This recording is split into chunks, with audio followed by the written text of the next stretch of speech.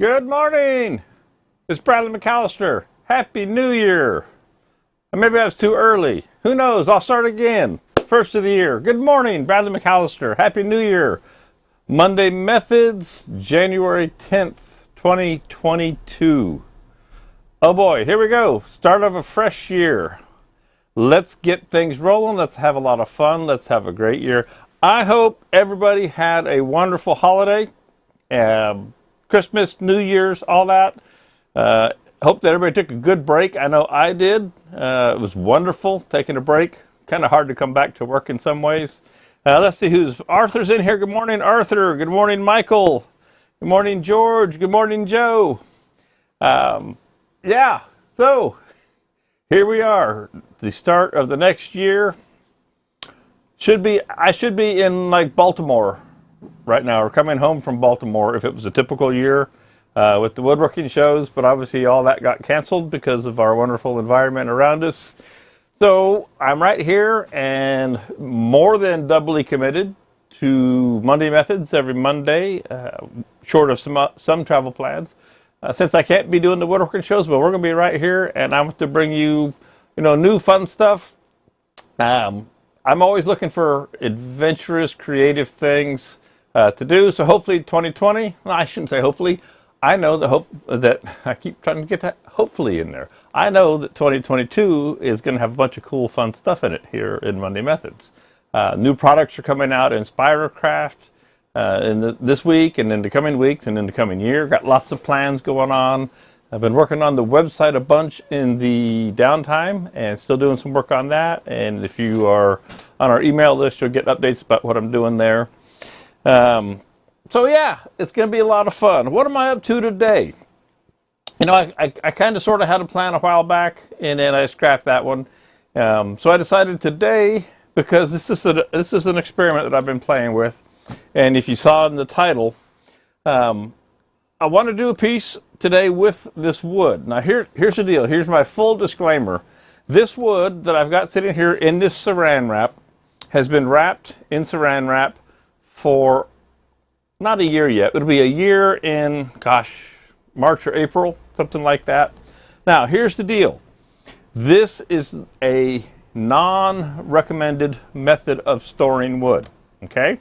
You should not, according to all conventions, you should not store your wood, and this wood is green. You should not store your wood for an extended period of time wrapped in saran wrap, cellophane, whatever it might be, because it's going to turn colors, grow mold, mildew, rot, and all of the above. And that's an absolute fact. Now, the one thing that I am not trying to do is spalt this wood. That was never my intention. This is not a spalting project or experiment by any stretch of the imagination, but it is a coloring experiment, coloration of the wood. Hey, from Russia, thank you. Great to have you in here. It's probably the middle of the night over there, and love you coming in. This is not a spalting project. This is a coloration project, and it comes out of my schedule. So this wood I cut this back in the spring, and I wrapped it, and I brought it down from North Georgia down here with the full intention of getting it out on the racks and getting the anchor seal, the greenwood sealer on it. And one thing led to another, and I saw a buffer. I hate that. One thing led to another, and the next thing I know, well, geez, here it is. So I decided just to go ahead and leave this wood wrapped up. Left it wrapped up. It's still wrapped up. And I've been using this over the course of the year in the last year, in 2021. And I still got it out here, so I decided today to go with it again. Now, I just saw a buffer, so I'm going to run in and change a switch in my control room so I can see something else over here on my other screen, all right? And also, just so you know, I changed the microphone. You see I'm not wearing a headset today. I'm using a mic. It's just a lav today, but it's actually got the threads threaded onto the transmitter. So hopefully we don't get any of that static that we've been having in the past. And if so, then I will move this over to the headset. So let me run in the control room here real quick, just so I can change the screen so that I can monitor the actual stream that's going out, where I see the stats and make sure that everything is looking good. There we go. Just a quick change. Just a quick change, and now I can see all my stats over there of what's happening. So this is poplar. I love poplar. Some people are not a big fan of it. It's neither here nor there. And these blanks are approximately, looks like about 11, probably 11 square. 11, 10 and a half, 10 and a half. That one's 11 and some change. So there's 3 blocks wrapped up in here. We're just going to use one of them.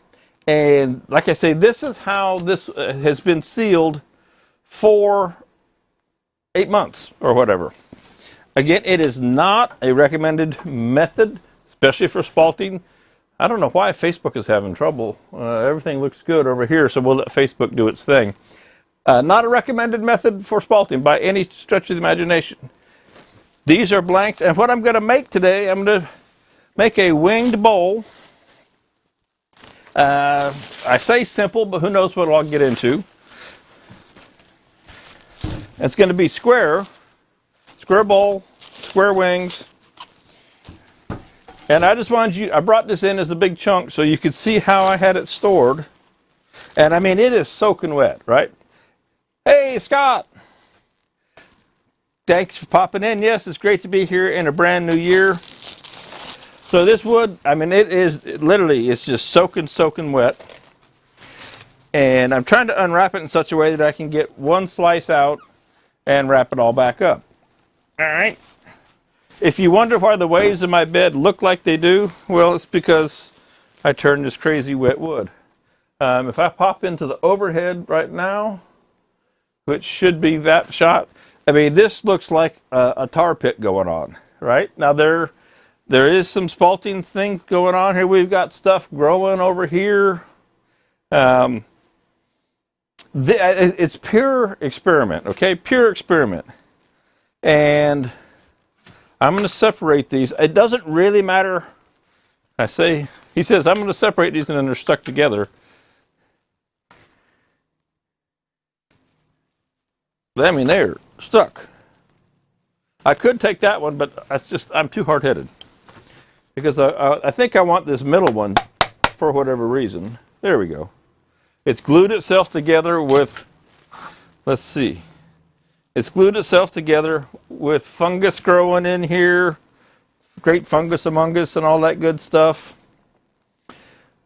But I just like the look of this middle one. We got bugs. We got earwicks. We got it all. So here is the blank that we're going to work with today. It is relatively square, though it has a little profile right here. Hey, that's cool with me because we're going to have it be a natural square edge kind of looking bowl. Got bugs on it that we'll kill. All right. So let me set this one off for a second. And I love my excuses. I didn't clean up the studio before we started first year here. Because when I realized I had decided to do this project, I was going to make a total mess. Everything was going to get covered in wet, sloppy wood and chips everywhere. So that was my way to justifying my procrastination of cleaning up the studio, or at least one more week. So this wood I do want to wrap back up. I want to keep it sealed. It'll go back out. It's been in the weather. It's out on some sawhorses in the rain, all that. I'm doing nothing to protect this wood other than leaving it wrapped in cellophane, right? And I'm sure there are some people that are going to tell me how I'm just ruining this wood. Well, so far, none of it has been horrible. Now, some of the colors have been nice, and some of the colors have been not so nice. And you get that. And I'm going to get some paper towels out here, because this thing is sopping wet. So I want to kind of clean things up a little bit. Yeah, Scott, fun project. You guys know me that are regulars here. I love to experiment, and I get my wood, luckily, very inexpensively, up in North Georgia. Used to pay $40 a ton, then it went to $45, and now with the things the way they are, it's gone to $60 a ton. Oh my! I still have 50 cents a dollar in a blank, maybe at that. So I can afford, in that regard, to experiment, because I didn't go down to the local wood retailer and pay $60 for this piece of wood. If I did, I'd be having a whole different approach to everything. But that's not my case. So I can afford to experiment with different concepts and ideas. And if they don't work, well, hey, it didn't work. But then sometimes they come out really cool. All right? Now, this guy is a mess. And I'm going to mount this on a faceplate. I thought about it earlier, and I said, well, I've already got a step drive in the chuck. And I thought, well, I could put it on the step drive between centers and escape the whole faceplate part and the speed. But I thought about it. I don't know the integrity of this wood, and this is something that's important, especially when you're playing with a project like this. So I got this wood that's been wrapped up for almost a year. I don't know how strong it really is anymore as far as holding screws, or even just holding, and how soft it is, if the teeth going to hold it well enough for me to turn a tendon. So I'm going to use the faceplate with full, I think I've got 1 3/4 inches, it looks like out here. I grabbed the longest screws I had hanging around close. These are number 10 1 1/4 inches, okay? Because in this softwood, the screws can work loose. So I wanted a really good hold on this thing. And I will keep an eye on it. And I'm going to turn this over. Now this other side here, and I'll flip the camera for you. This has a bunch of the fungus on it, all right? And this side is not as flat, so I'm going to mount the faceplate back on the other side.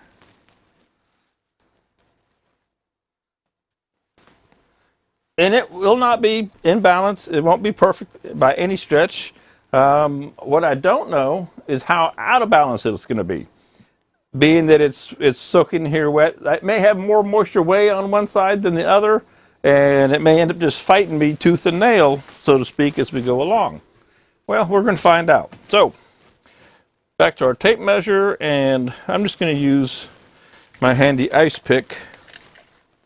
And finding the center on a piece like this is a little tricky because it's got this natural edge right here. So one corner obviously is a little bit longer. So trying to find the exact center, it's going to be a little tricky. So we're just going to go fast and loose a little bit. 7 1/2 is half of 15 plus another 1/8 or so. And I could square it all up and think of it that way, but there's 15 out there.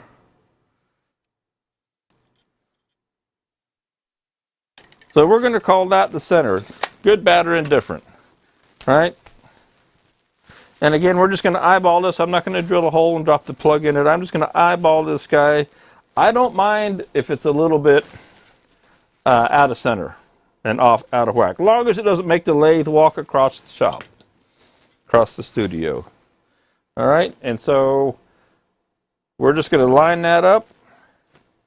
Now the cameras, once I get this piece mounted on the lathe, I didn't go ahead and set the cameras because I wasn't exactly sure where this was going to land and everything. So once we get it up on the lathe here, we'll go ahead and set the cameras for distance and focus and all those good things.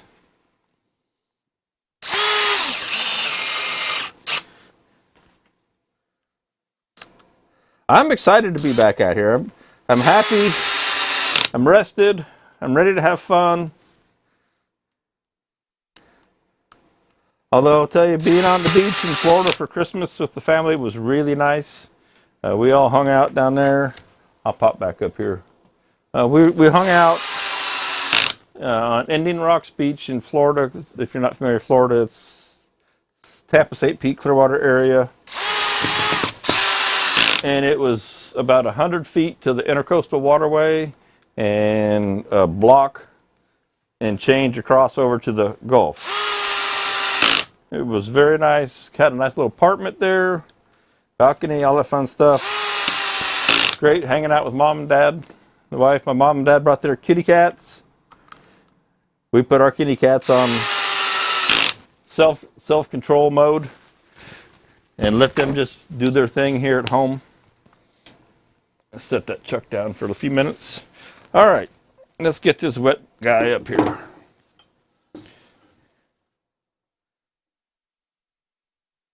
There's some crazy stuff on here. So I kind of like this. It's like unwrapping a present. So what it looks like on the outside right now probably is no indication of what it's going to look like on the inside. So I just snugged that up. I didn't crank it super tight because it's going to tighten itself up, and depending, being square, I'll probably have enough handles. One thing I do plan to do with this today is turn it thin. This won't be a twice turn kind of thing, so we're going to turn this thin, let it warp, all that good stuff. All right.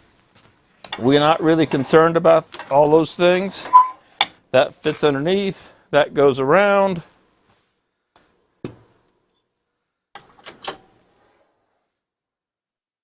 And one thing I'm going to do, I'm just going to get this going. Now I'm going to let it sling a little bit of water and funk off of it, if you will.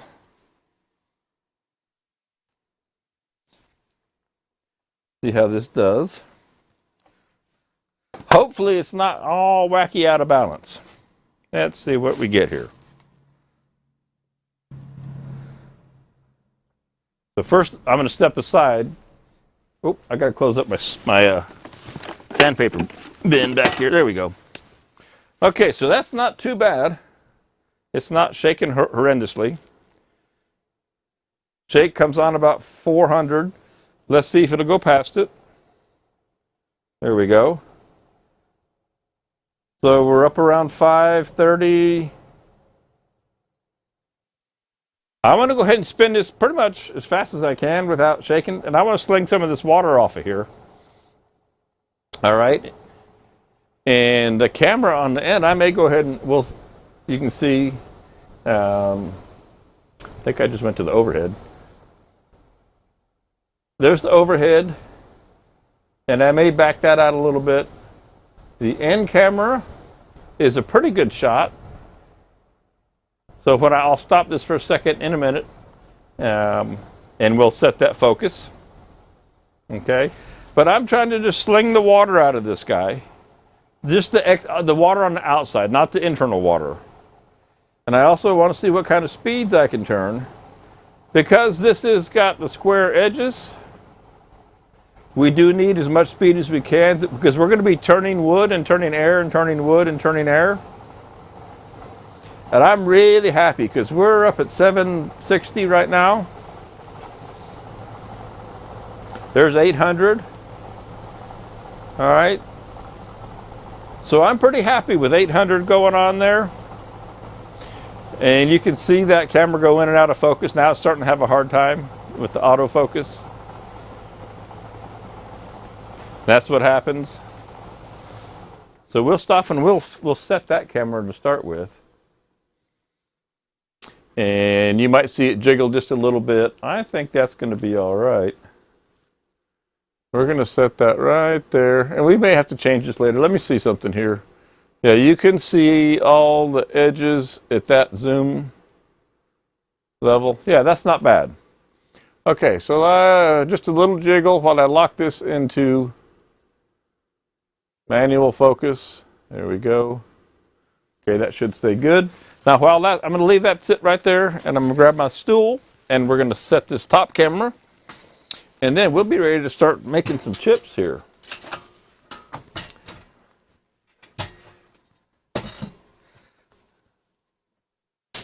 Let's see. And let's back out. Let's go the wrong way.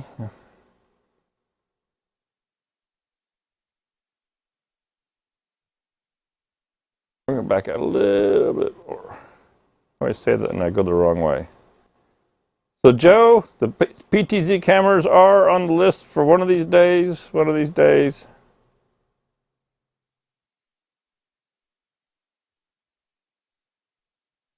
All right, let's go right there for now. And we'll lock that guy in. Okay, good deal.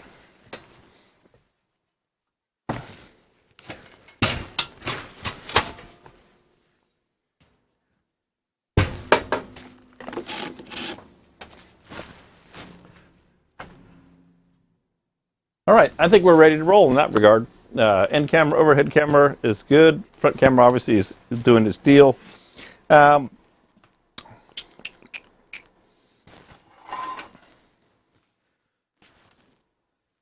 Trying to decide here, what approach do I want to take?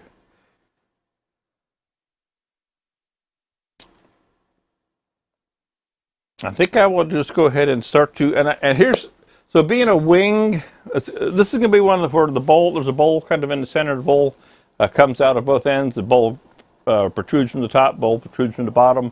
So we can start to just cut back the top and the bottom. Doesn't matter which side we start on. We'll start on the top. Dad, are you live? Well, I don't know if you're live, but I mean, you're here in the group with us, Dad. It's always good to know. You were live when I talked to you this morning on the phone. So I think I'll go ahead and start cleaning this back end, or the front face back up here on this end. All right. Of course, all I do need a tool rest. There's one. Imagine that.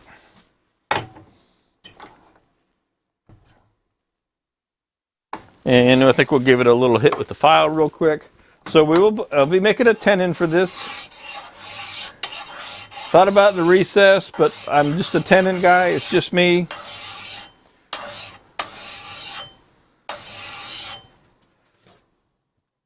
Then you can see here what I'm doing. I just got a flat file and just kind of lightly cleaning up this tool rest for any nicks that might be in it. Okay.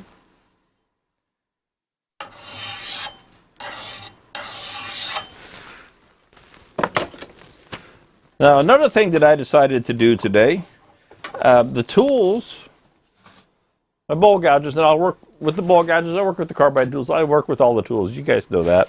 But instead of going over to the grinder, I haven't been using the tools all that much. So I decided today that what I would just, unless I really, I'm having an issue, I was going to just go with touch-up with the diamond card, okay? So today's a diamond card kind of sharpening touch-up day. Jeff Peters, how are you, buddy? Hope you're doing well. And I'm just going to kind of touch up the edges. This is the Carter & Son half-inch bowl gouge. And I'm just going to give this a quick touch-up with the diamond card. Again, I haven't been doing much with them. Haven't been hitting them hard. So I don't need to change the profiles per se.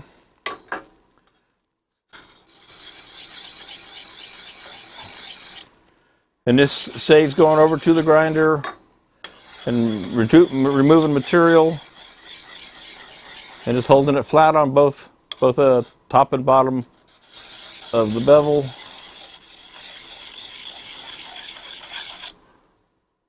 All right, just a quick slot like that. Good morning, Sue. Thanks for dropping in. All right, let the fun begin. Let me see what my face mask looks like. Last time I was out here, I was doing resin. I almost turned another resin piece today. The second one, the one that I cast for the holiday Monday methods, but then I decided that'd be two resins in a row with all the same kind of colors. So I decided to nix that idea and go with this. Use a little bit of cleaner on my face shield here real quick, and we'll get to going. I love these projects. Again, if you know me, I will often start with no particular plan in mind other than a loose concept of what I'm doing. Today's one of those. This is basically a winged bowl extending out from top and the bottom, natural edge. The most important thing, about this project is the coloration in the wood. Is it colored well? Is it colored poorly? And another thing about this kind of project with this wood is with the coloring decorative items that we have, be it aniline dyes or the metallic reactive paints, if you have a piece of wood that is sound and you make a nice piece, but it's just uglier than sin, so to speak, well, you can put another kind of finish on it. You can put Rustina on it, the Chroma-Craft Rustina metallic paint, and what it looked like underneath is totally irrelevant. So turn the cool piece, even if it's an ugly piece of wood, and then make it into something else. All right? So you got nothing to lose. You got nothing to lose whatsoever. All right? That face shield's still a mess. One more quick. That was probably like a dirty rag that I used in the first place.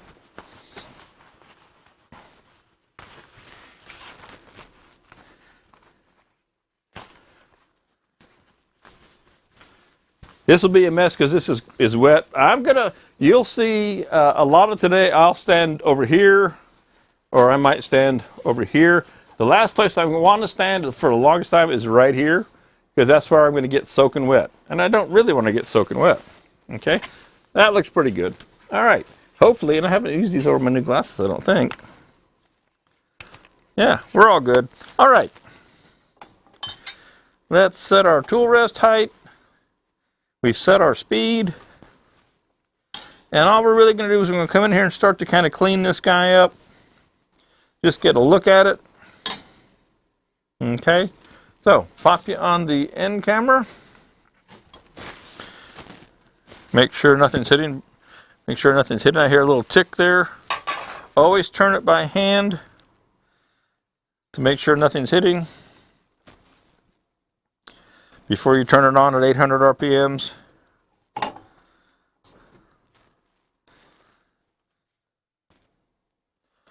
Okay, I think we're clear there. All right, isn't that a beautiful piece of wood? And I'm going to actually turn my fan on. My head's going to get in the way for a second here, and I apologize, but I'm going to turn my fan on, blow some of this away. One note to mention, you do have fungus, you have mold, you have all those spores. If I wasn't speaking to you on a microphone, I would put on my respirator. It's a good idea because you don't want to breathe these things. That's why I just turned on the fan. So I'm going to blow everything as far away as I can. But it's something to keep in mind that we're growing weird stuff in here, and you don't want to be breathing if you don't have to. Of course, I've got the face shield on, so that does theoretically keep it out of my mouth. Okay. Oh, and I dropped that tool rest when I did that. All right, let me readjust.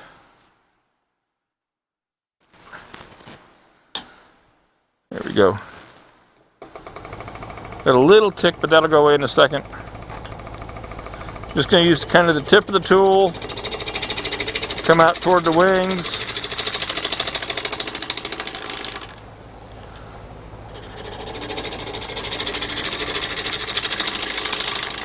Now this will actually end up being the bottom where we'll make our tenon.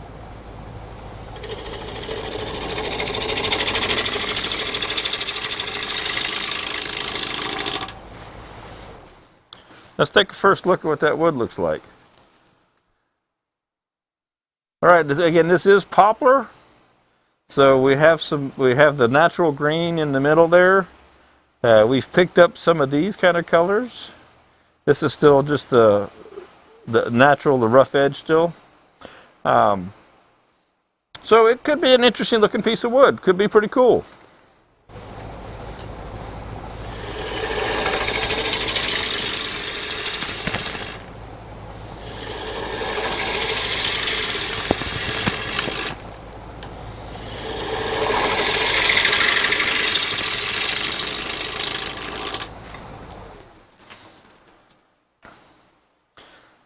So I like that the green band is running right down through the middle. We'll see what it looks like. We'll never really see the end grain until it gets sanded. But we've got the green stripe in the center, so it's pretty well balanced. And then we've got our offsetting colors over here. So that's a pretty cool deal. All right. Now that balanced up the front side, and I'm going to step around to the back side just to get things in balance. And I'm going to pop you into the overhead and come around and clean up the back side. Same way I did the front. So just so we know where we're at. Now that camera, the camera 4, camera 5 isn't in place over there yet to see the back side, and it's on the list. Things to do. All right, so nothing hits. I'm going to move my speed control, which was on the far end. I'm going to bring it over here. And we're going to do the same thing. We're just going to come in here and clean this edge up. All right.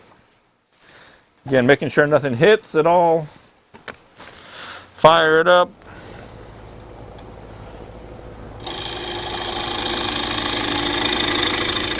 Also helps get this in balance a little bit more. This side's a little rougher than the other side.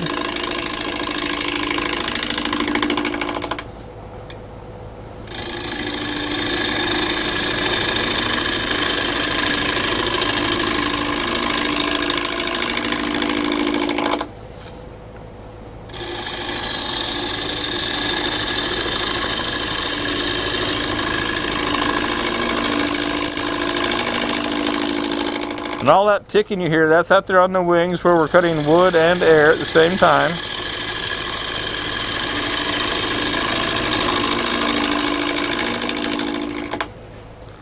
Let's see how we're looking here. Oh, there's some interesting spalting on this side, but you'll see which is the top. That's cool if it doesn't disappear. The spalting isn't running super deep, but when we turn this around, you'll see the spalted over here in the sapwood. So that's good. All right, we're going to leave that just like that for now. Okay. And come back around here.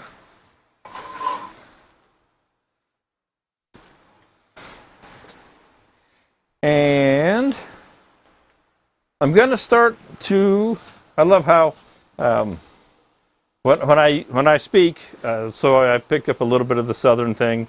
I'm gonna, and when Facebook and YouTube interpret this, the auto text or whatever dialogue they put up, it's kind of funny some of the words that come out of it sometimes. So I have to laugh when I hear the replays. Okay, so we're going to go to the end back here, and we're going to start to work on laying out the base of our bowl, our tenon. We're going to make our tenon first, and we're going to make a, we'll use Supernova 2, and I want a decent sized tenon on this. I go back and forth between smaller one and a larger one, and I may, and here's the reason why. So I'm trying to decide what size tenon, right? Well, the rule of thumb is 1/3, and I don't want to change jaws. I'm also lazy. I'd like the smallest one possible, but I also want to make sure I have the best grip. But I think I will. I think I'm going to take a chance today and go with this smaller tenon. So I'm going to reset, just because I want to have a pretty small little profile on the bowl. So let me reset my calipers, which I had set earlier to be ready for that other one. So we're going to drop down here. I think this is the 200 millimeter, or excuse me, 2-inch 50 millimeter jaws that I've got on just a Supernova, not a Protect Supernova. All right. And I'll set my calipers for that.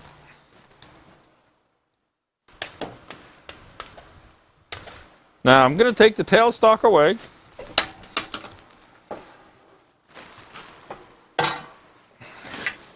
I will put it back, but I want to get this bottom section laid out.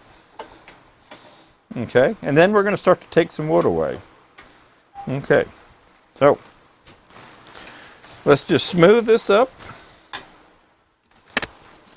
Move my controller back over here.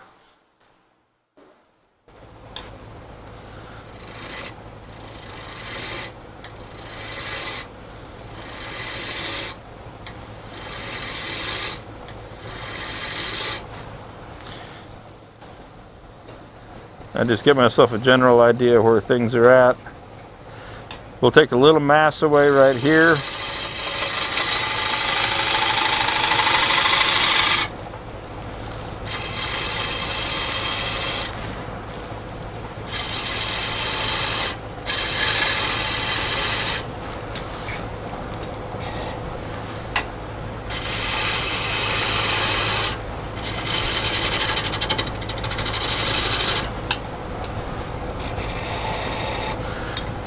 Don't want to overcut, and I'm actually just doing this with the bowl gouge today.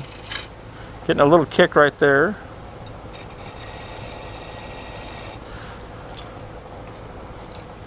So since we're playing bowl gouge central today for a little while, I'm going to grab my 1/4 inch, my old school 1/4 inch that I used to make my tendons with before I had carbide tools.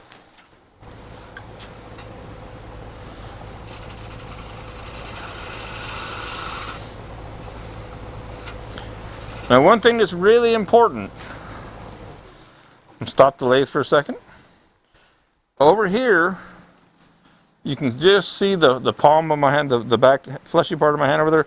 This is all the wings, and I'm working over in here on this tendon, so I need to be really careful of what is happening over here, because it's really easy to let your hand drift around and get your hand in there, and it'll thump you in no time, and it will really hurt like the dickens.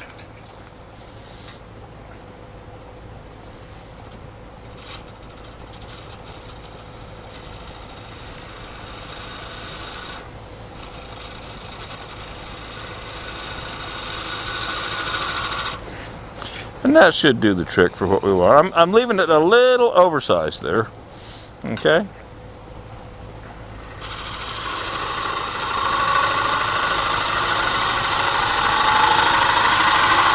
I'll switch back to my bigger gouge. I just like to use that little 1/4 inch.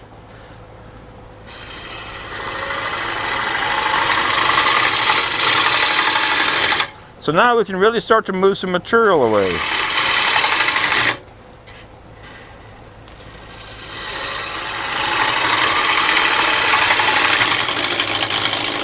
Now, one thing that you could do, if you were so inclined, on a piece like this, and I'm going to pop up here real quick, you have a lot of options. You could make this a legged bowl where we left these corners, all these corners, really long. Let me pop here.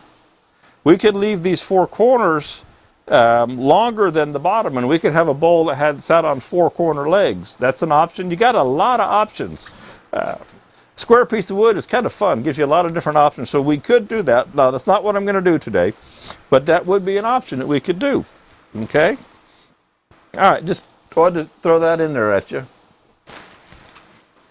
All right, let's go face mask down. And I'm going to say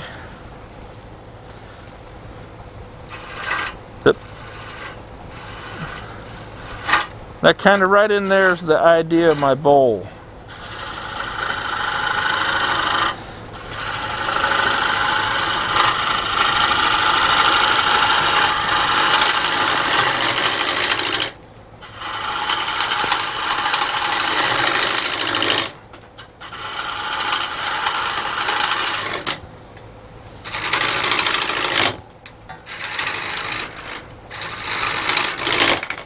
Now this outer edge does seem to be a little fragile today. There's a little piece of spalting starting, a little bit of color starting to show up. Okay.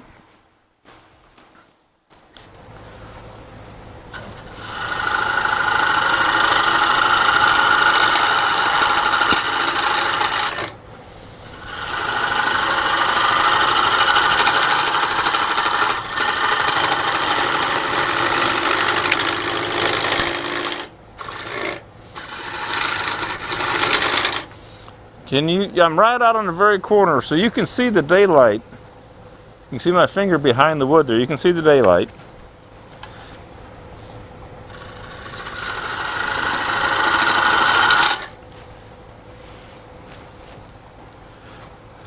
Well, thank you, Jeff. These are fun to do.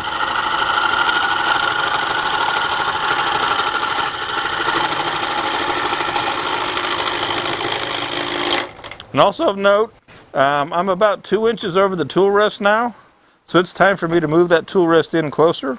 All right.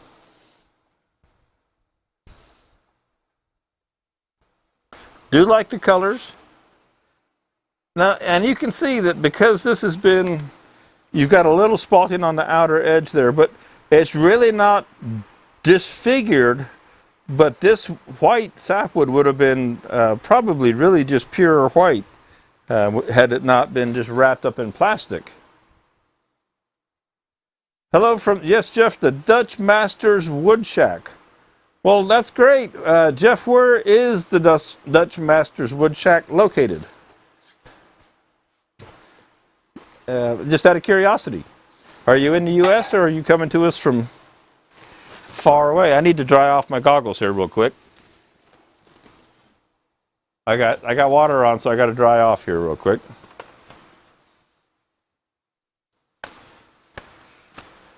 And see, Art Miller, you haven't told me that the wrong season is in the window. Winter is not a nice season in Georgia. I decided I would just leave the fall there until I come up with something different. What I want to come up with is, okay, so you're in Illinois, you're in the U.S. Well, great. Appreciate you dropping in. I want to have Bigfoot come by. I want to make a video running in that window and have Bigfoot drop in every 25, 30 minutes on there just for fun. Okay, back at it here a little bit.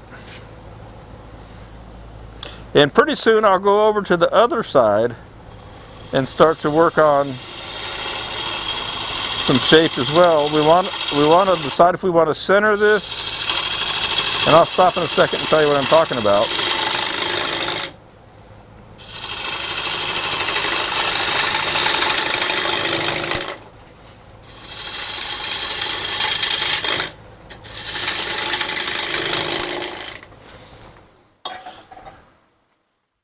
So, and I pop into the overhead, we need to decide, where are we going to center, because I've already got, I've started to taper. You can see the taper here. So I should probably start and take a little bit and bring these together. Until I get where I want to be. And as far as I'm concerned now, a lot of people don't agree with me. You can have it high, you can have it low. Some people have opinions. I'm not that opinionated. The one thing I am thinking is when you see this spalting, I don't want to take the spalting off this one side if I can help it. And I don't want to turn this around just yet. So I'm going to leave that in the overhead. It's kind of, Jeff, it's going to be more of a winged bowl. Can have a bowl in the center.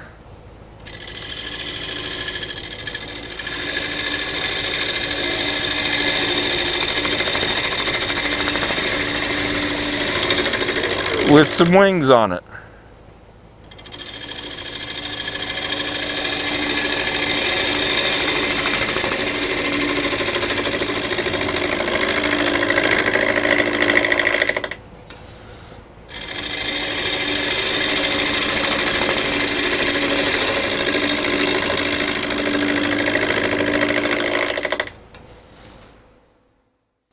So I'm just kind of starting to turn a little profile on the top here.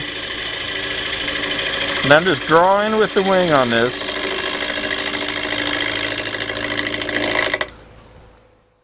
And then we were in the overhead, yes. So you can see these two sides starting to come together. And I'm waiting to see, yeah, here on Facebook, I'm looking at my monitors. So as that top comes together.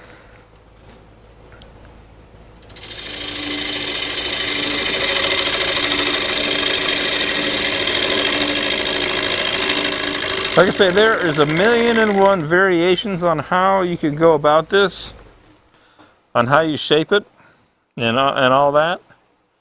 1,000,001 different ways to go. Okay. I'm going to come back around to the bottom and do a little bit more on the bottom, and then I'm going to go ahead and turn it around, take it off the faceplate. I'll get the bottom pretty much where I want it, real close anyway. And I'll do everything I want to here, and then we'll go from there.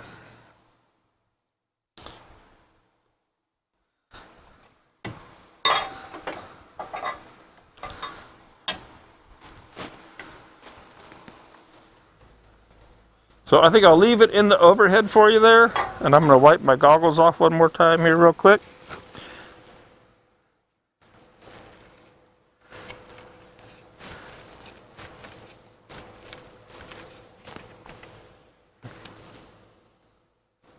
So once the water spot's dry, then you get water spots, just like on your car windshield. Okay, so I'm going to change this a little bit right in here. You can see that just ever so slightly in the overhead. So I'm going to leave a shoulder right there. Let me pop you in the end. You can see a little bit better in the end. I want to be sure and leave a shoulder, and I haven't completely made my tent. I got to put a dovetail in there yet. But I want to back this up.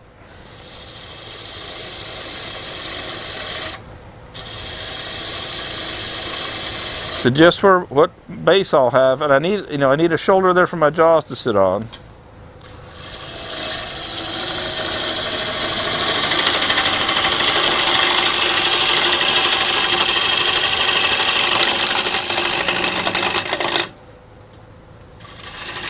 Now we'll have to turn the speed up here in a bit to get these outer wings to turn cleanly. All right, because, and I might do it right now, because we are cutting air. So we're at 800, we've got some mass out of it. We're going to take this to 1,000.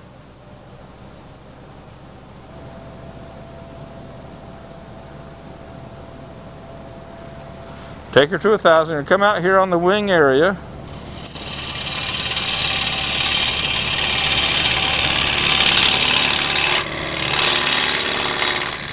We get a much cleaner cut.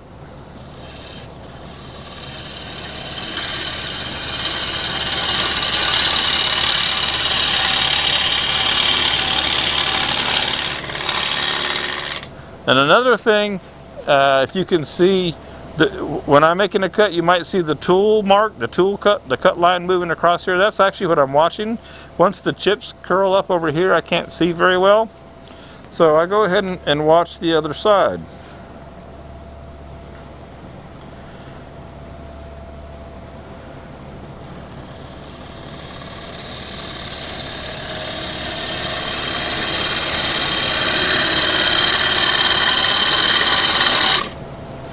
And I have to decide how much, because I'm looking over the top here. So what I'm doing now is I'm stepping back here, standing right in the way, but face shield on, and I'm looking at the profile. So almost all my profile right now is on the bottom, very, very little on the top. Now I know that I'm going to make this really thin, so I know that I'll get the profile there as I take the top away. So it's just a matter of where you want to move that center line, okay?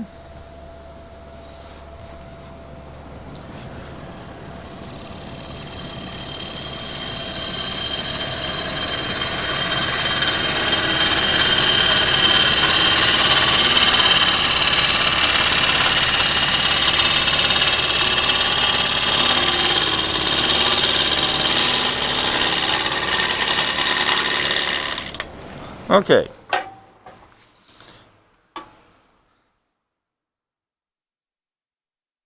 So I think for right now, I'm going to leave the bottom just like that.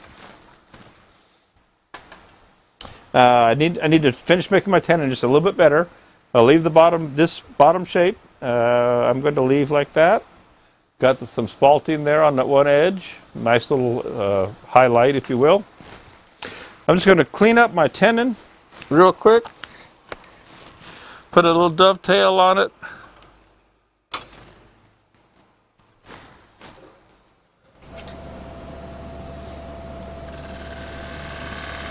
Little 1/4 inch bowl gouge.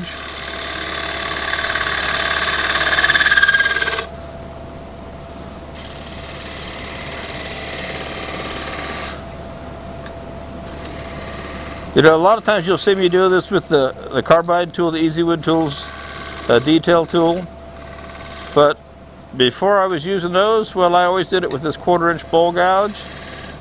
It's always nice to revisit.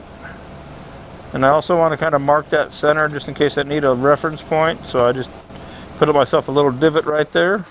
Okay. So I have a nice clean flat shoulder. I've got a nice dovetail there.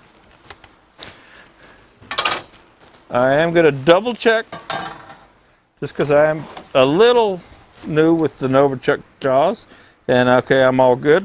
Make sure that I hadn't made it too small. Okay. So that's good. There we are.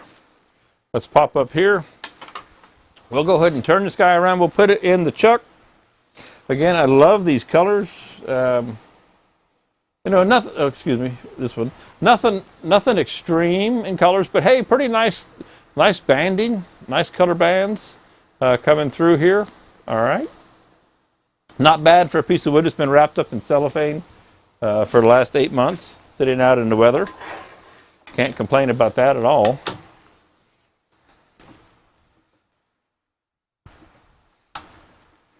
This is the kind of turning I love to do. I just get in here and start playing and having fun and kind of develop as I go. Everybody has their own style. If you have a project, if you've got a commission, somebody's paying you to do something a certain way, well then you have to follow those guidelines. When you have the luxury, the flexibility on a given day to just make whatever you want, do whatever comes to you, change your mind along the way, I find that real rewarding. I know when I was turning and selling the pieces, I used to turn and sell art and craft shows in the galleries. I had to make a certain number of pieces each week of a certain size and shape.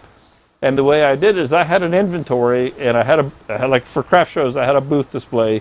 And I can't remember how many pieces it held, plus extras. And what would happen is whatever I would sell that particular weekend, I would then go into my dry inventory and turn to replace the pieces that moved, the shapes and sizes. So I had to follow what I needed to replace to keep my customers happy. At the same time, I would usually work in 1 or 2 pieces in the course of the week for myself, just to keep me happy, especially if it was bottle stopper week where I had to make 100 bottle stoppers. Bottle stoppers would often pay for a booth fee. Making 100 bottle stoppers all in a row is like the most boring thing in the world, but when it pays the bill, you go with it. So I'm just going to set this back over here in the cabinet. All right. Pop art, and again, this is a Nova. This is a Supernova. It's called the Supernova Light. I also have the Supernova ProTech over there. Spiracraft has started carrying the Nova product line. Been real happy with it. Been working with Nova over the years for a long time. Used to work with them. Just turned demonstrator for trade shows years ago when I first got started. AAW, IWF, all kinds of things. Had a ball. And really happy to be back on board with the folks at Nova. Good folks, know the family. Been happy working with them for a long time now. Okay, let's see if we got her in there straight. That looks pretty straight and true. All right.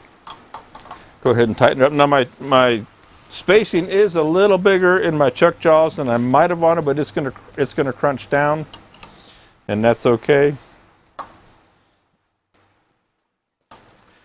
And we'll let it crush, because again, this wood is wet, super wet and green. I mean, it's as wet or wetter than the day I cut it a year ago, because not technically, but for all intent and purpose, it has been hermetically sealed in saran wrap for months.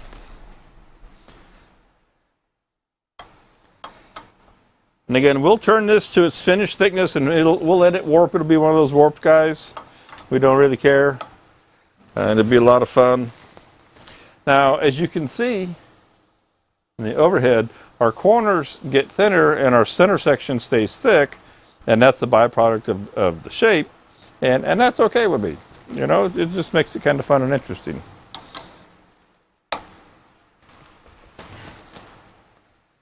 And again, I'm just letting this kind of squeeze itself down. It's compressing those fibers. Because this stuff is so poplar soft anyway into nature when it's green, and this is super soft, so I'm just letting that kind of compress down some more. Again, that's kind of a small tenon for a 15-inch piece, because technically this is about a 15-inch diameter piece, and we have a 2-inch tenon on it. Okay, Now, what you haven't seen until now is that end. So that's what the top looked like with the spalting pattern. Now that spalting pattern was a little prettier earlier on when I first started. Had a little more definition, but it has changed. Okay. And one thing to let you know here in the overhead, that as I develop the top, I can take this away. I can keep changing this profile. So I can do whatever I want to back here. I just come back around the back and take more material away. So we have lots and lots of latitude here today. All right, now that I've turned it around, I put it in the chuck, I'm going to turn the speed.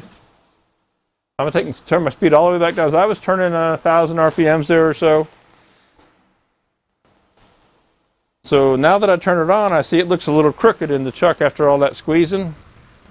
So that's why I don't turn them on at full speed. Let's see if we can't get this guy to sit in here a little bit better.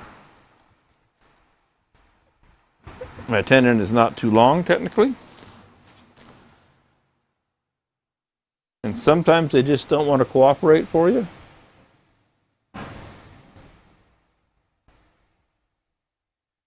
I'm wondering if I did make it just a fuzz too long. It actually does look like I made my tendon just ever so slightly too long, which is a bother. So here's what we're going to do. We're going to take some of that off. Now we could chisel it, we could grind it, there's a lot of things. Let's try a little experiment here real quick and see if we can't center this up. I've got a step drive in this other piece, in this other chuck. That's the beauty of Monday methods. As I said in a piece I was writing about it back at Christmas time or whatever, you get the good, the bad, non-edited mistakes and all, or when things don't go quite right. It happens in everybody's shop, and I kind of like it to happen. I like things not to be perfect, so that I can show you how did I remedy that, so to speak. You know, now this one's going to be a little tricky, but there's my hole. So where's my good old, I'll use this. There's the hole that you can't see it, but there's the hole that I centered that on. So theoretically, if we're lucky, and all we're going to do is get this to line up halfway decent. We can center that on here. So bring our tailstock back up, and I just want to pare down the end of this tendon just a little teeny bit. Like I say, you could use a chisel, you could sand it off, you could do a lot of different things. But let's experiment. Let's say those weren't options. Let's see if we can line this up. And using these spring-loaded stabs will allow us to adjust this as well. Now we know where our center back here is.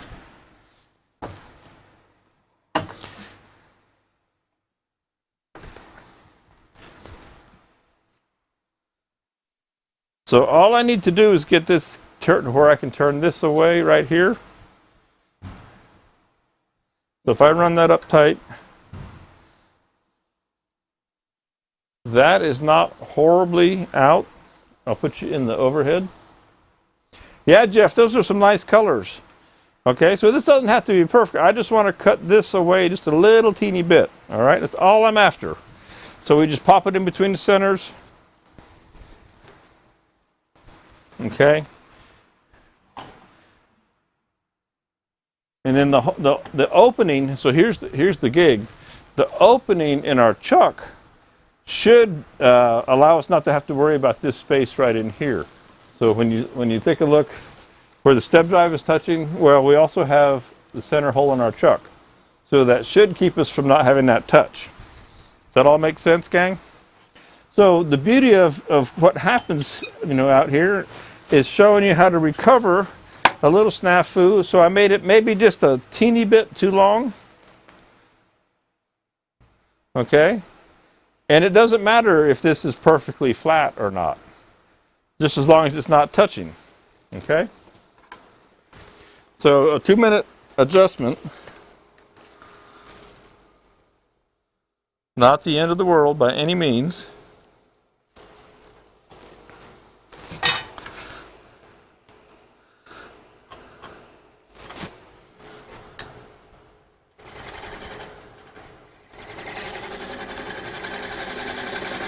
We don't need much. Or is that tourist up? Just a fuzz. Just enough to clear. So we don't touch the bottom. We want to make sure that our jaws are sitting here and not on that bottom, and that's where it was sitting by just the slightest amount.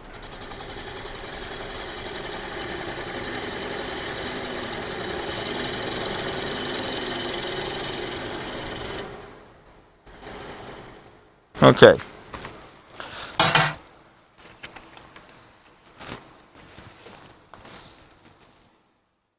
Like I say, I actually like having something go a little awry so that I can share with you, a quick technique there to change that.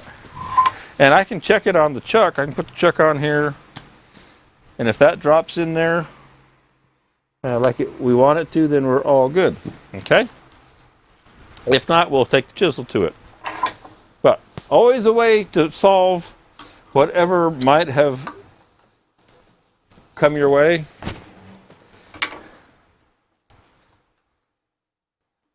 How we doing on time, gang? 12:04. Plenty of time. Plenty of time. I hate to speak too soon, but I'd say 2022 starting off to a great start out here. I'm having a ball. Tell your friends, if this is the first time you've watched Monday Methods, as you saw from the little trailer that I whipped up yesterday, I do all kinds of different things out here.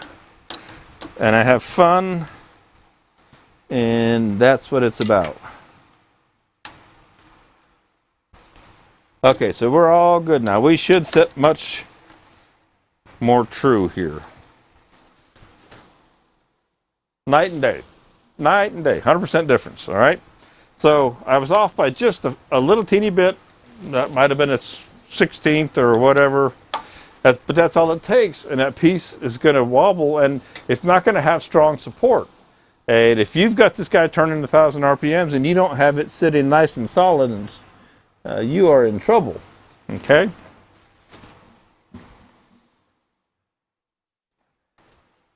And sometimes they just don't quite line up like the way they did before either.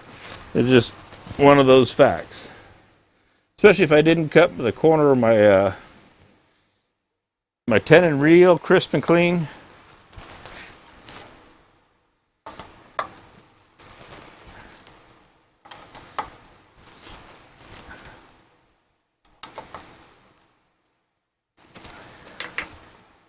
Let's see how that looks. A little wanky in the back still, but we'll fix that. We're not going to go after it again. Let those fibers crush in.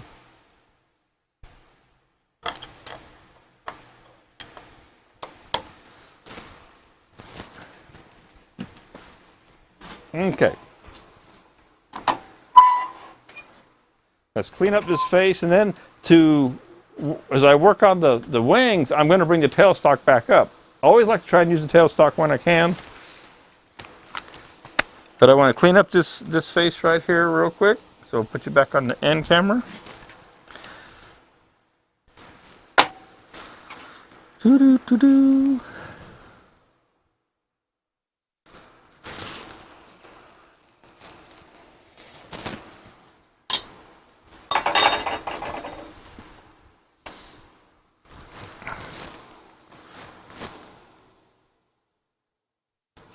And we'll just clean this up.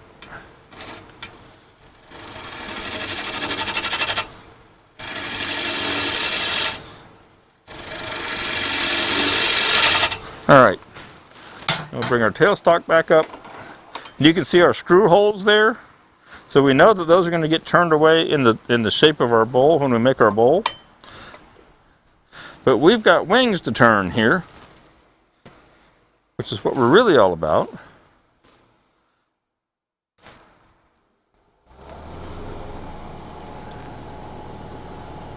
Okay, so that's about 1,000. That's about 1150. Let's take her down to about 1,000.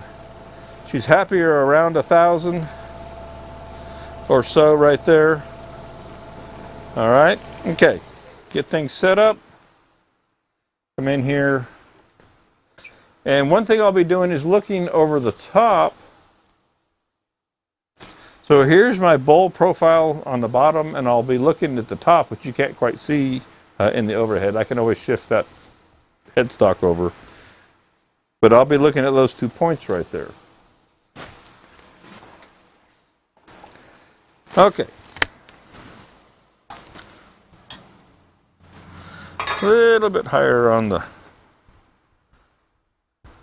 I kind of like, I've got this little rim right here. I kind of like that almost. That I may make that what I start with. That's kind of cool that that worked out that way.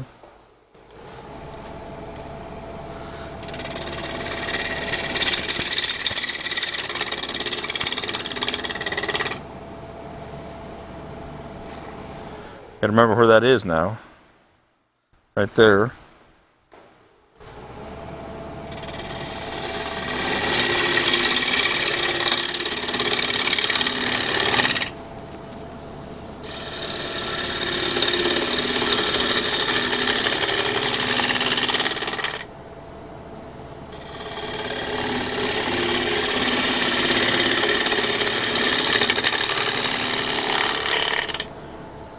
Let's see, I think I'll put you up in the overhead. Actually, I'm gonna come around. I'm gonna change, I love the colors, loving the colors. So here, as we get down in here a little bit, this is a little soft and punky. We've seen some of the spalting from that outer edge. We're getting some cool colors here, but that's a little soft right in there, okay? But I wanna jump around the back here real quick and get this back in the same plane, because I am just a little out of true thickness wise. So let's get it trued up to where everything is uniform. So I'll put you in the overhead, and you'll be able to see how that back is a little wonky. And we're just going to clean this up.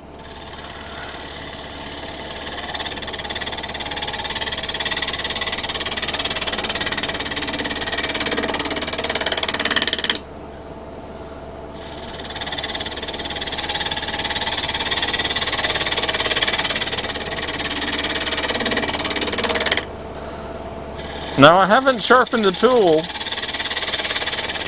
since I started, and we're starting to get closer to some of our finished style cuts. So I may go ahead and hit this with the diamond card again real quick.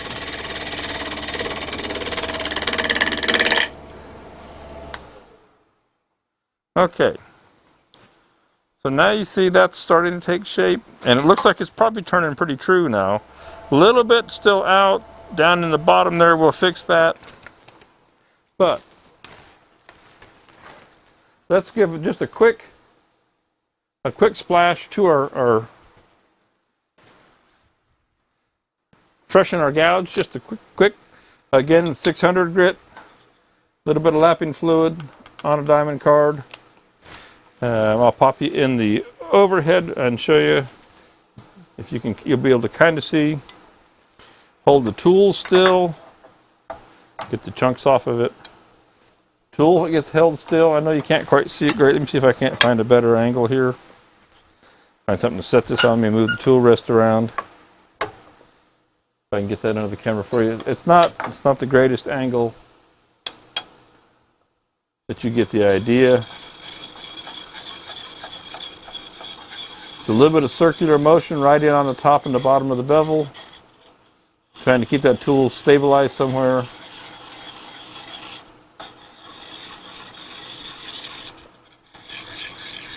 And all we're doing is just kind of cleaning up that edge just a little bit.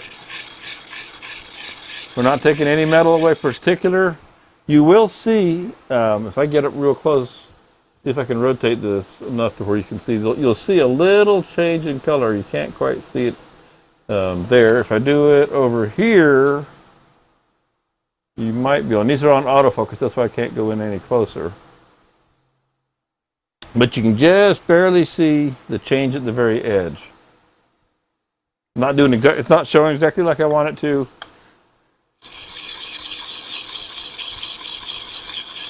Cameras don't always cooperate with me. And I have been using the wings quite extensively today, the way I've been doing this. So I hit those a little extra. Okay. A little bit more on this backside. It's not quite as true as I want it yet.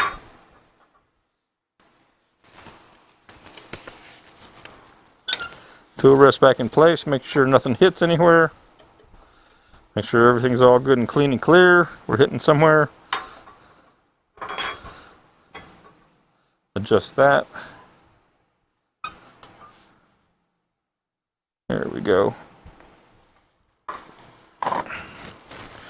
Speed control over close. Turning again about 1,000 RPMs.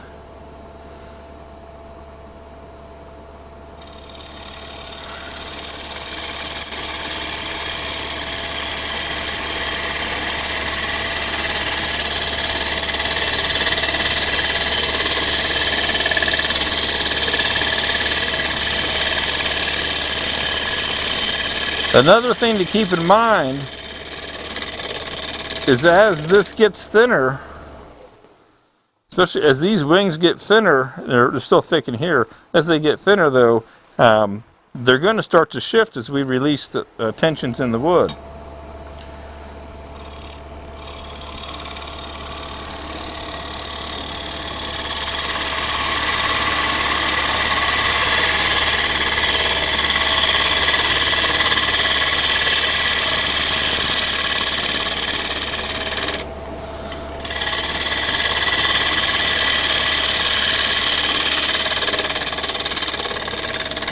Okay, back to front side. Bring our piece around.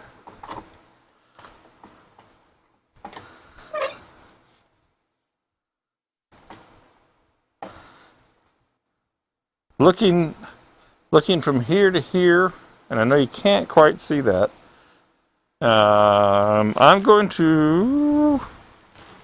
I'm going to shift this tailstock back a little bit, just a fuzz. If I can do this without losing my focus on my end camera.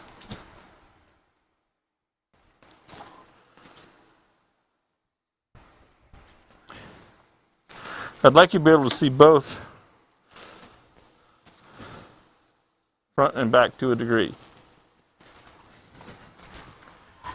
so that you're looking right down the top of it like I am when I take a look at it. And hopefully that end camera still didn't change too much.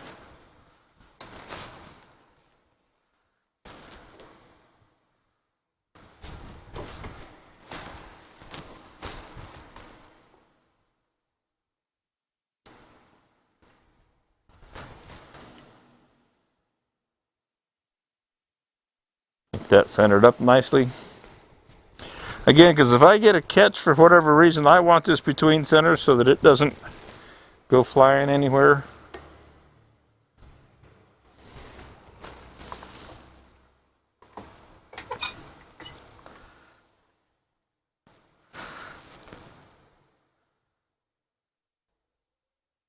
Okay, let's dial up around 1,000, and now we're going to go ahead and start to take a fair amount of material out of the top here. I'm going to leave you in the overhead for the moment, and then I'll switch to the end.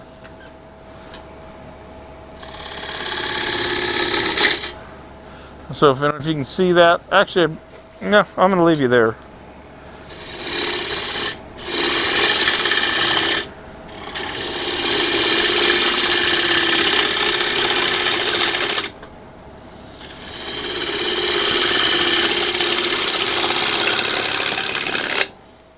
starting to create the profile of the top of the bowl. A lot of water in there. Go to the end for you.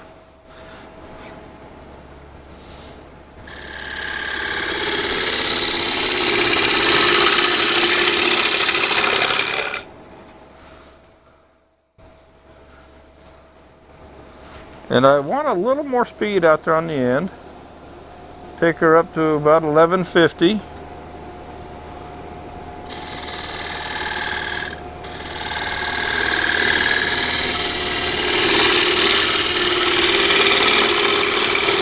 Hopefully my shoulder's not getting in the picture there. And I will have to take the tailstock away here eventually to get that cut the way I want it.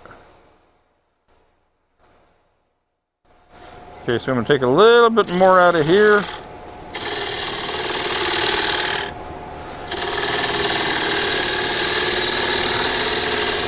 Now I do need to keep in mind where are my screw holes.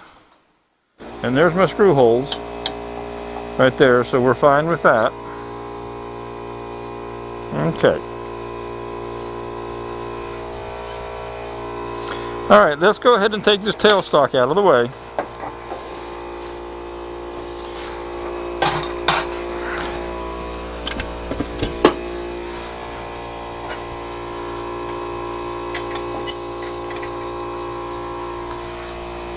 It is a pretty piece of wood.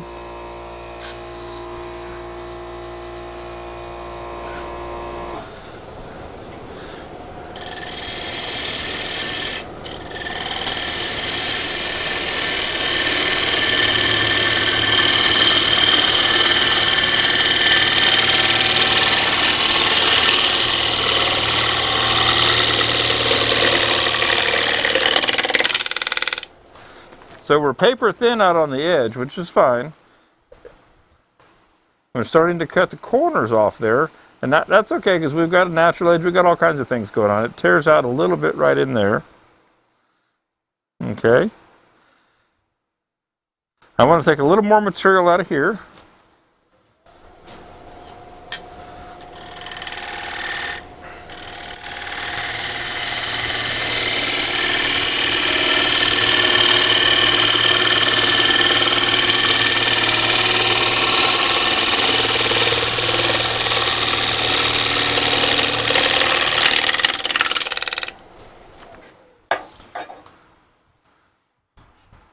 Okay,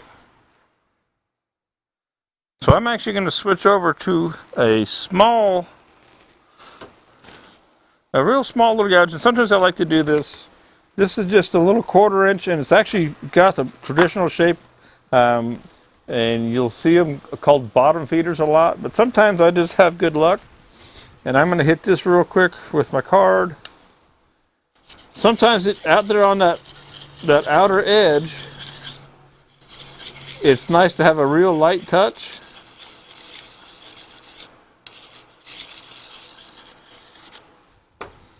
Out in here, okay. And I'm going to turn this up some more.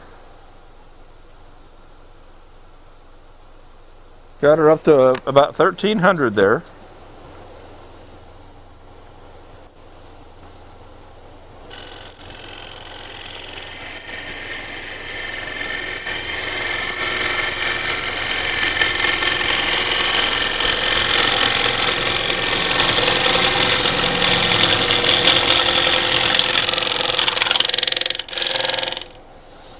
Okay. Now our corners are starting to roll over, which is a nice look. Our wall thickness on the top here isn't horrendous. We're about 3/8 of an inch on the very top here, down to a knife edge, and then 3/8. And again, these corners kind of start to cut themselves off. All right. So you can take it as far as you want to. Now I think, other than maybe a little cleanup right in here, I'm going to leave this top like that. And I think I want to take some out of the bottom.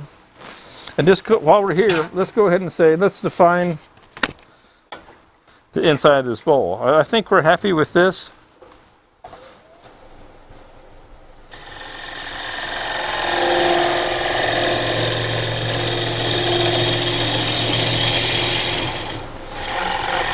This will be the last step, really.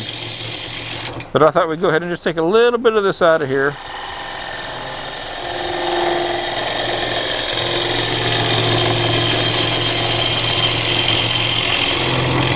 Just so we start to see what the overall picture looks like.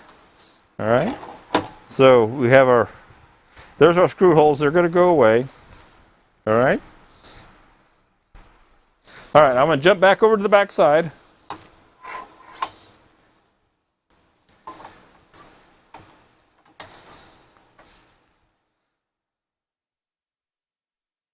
And I put you into overhead. I've got a little. And I may change this profile now that you see it in the overhead here. They don't match just yet. So I may steepen this up. And I want to take some of this out. Just a little bit more. Just a little bit more. And I may come in here. This is a little tricky. But I may come in here with my small 1/4-inch bottom feeder style. And come in from the outside and cut in. It's a little tricky getting the start. Oh, wrong button. And leaving the overhead there. Because if I hit it wrong and then I'll break this edge. Bring my controller down here. And I'm actually cutting against the grain. I'm cutting, uphill. Which is not always perfect, but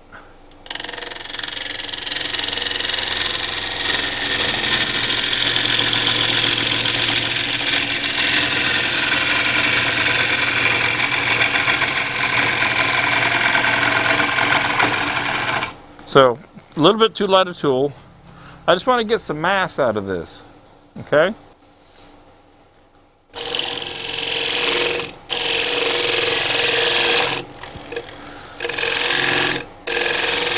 Helps to be left-handed, which I'm not.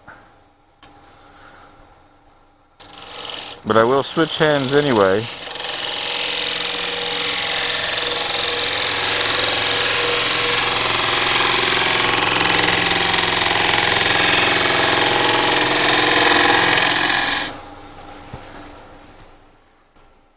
Okay, I like this profile much better now, in through here.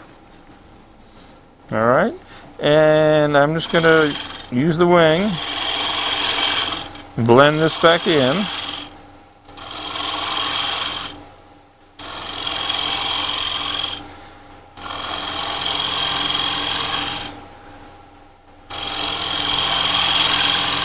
That's what's so fun about wood turning. You can just change your mind until you get it where you want it, the way you like it.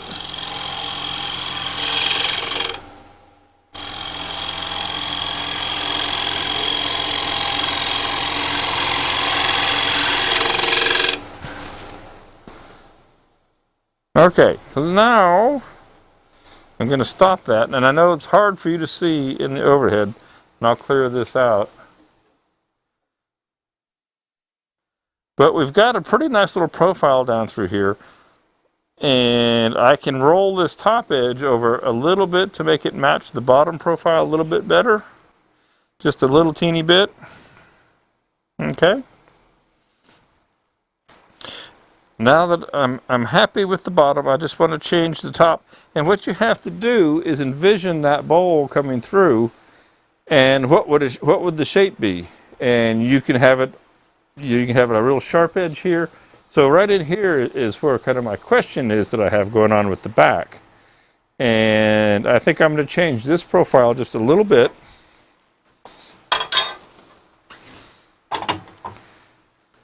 I have to be very careful because these wings now are quite thin. Okay, especially out on the outer edge.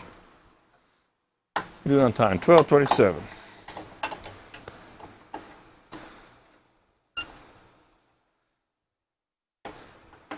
Okay, so we're on the end, and we're going to take some of this profile out ever so slightly.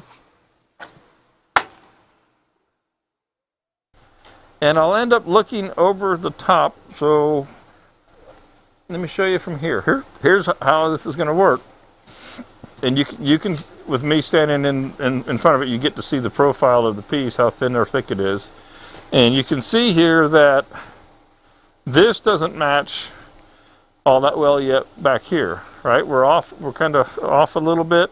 So we want to change, although this has a nice curve to it, so you could envision that, but I'm going to roll that over there just a little bit.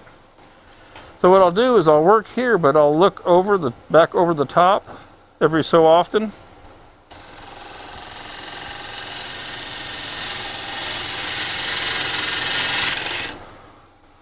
Okay, that way I can get a visual on it.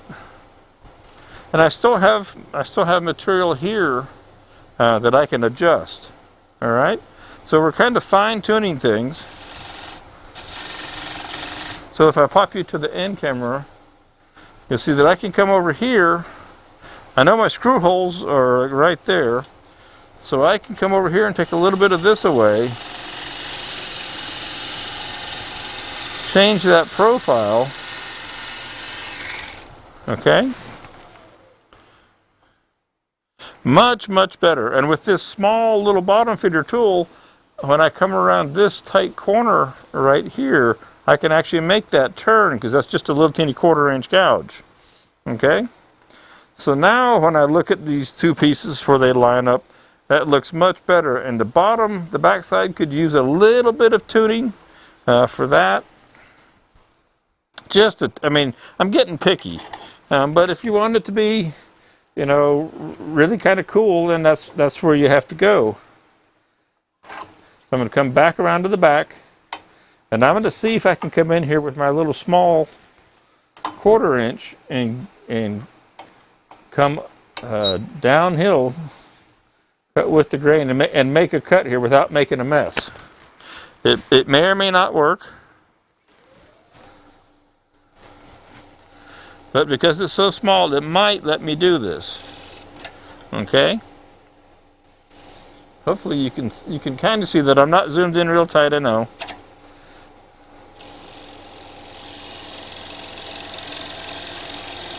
So I needed to clean that cut up anyway. So right in here,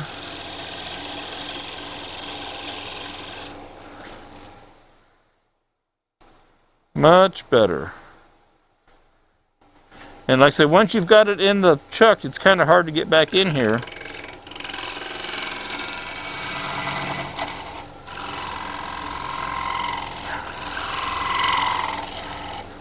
Now you could come in with a scraper to refine that, but you run the risk of lifting up your fibers a little bit. Okay. You could push this to the nth degree to where this was paper thin right here if you wanted to. It's all up to you what you want to do with the piece. If you want to, you can make it the same uniform thickness all the way through, if you so choose. But you can see the bowl rolling from the top and in through the piece and down into the bottom. I'm going to see if I can clean that up. It's a little bumpy in there, but I'm cutting left-handed right up in here against the chuck. Little tricky to get the bevel.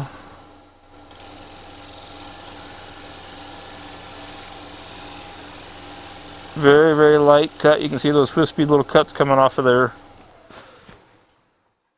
Just enough to clean that up. Okay. I think that we're going to leave that be, and we're going to go ahead and go inside here and into our hollow out our bowl now. And that will pretty much commit us to our overall shape. So when we pop around here to the end, you'll see the screw holes. There's line screw holes, so we've got nothing to worry about there. We need to clean this up right here. There's a cut there that needs to be cleaned up just a little teeny bit.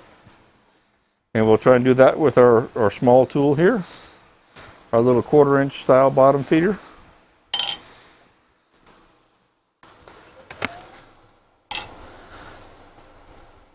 Just enough to clean this up. Just like that. Just blend that in. Got a little ridge right there.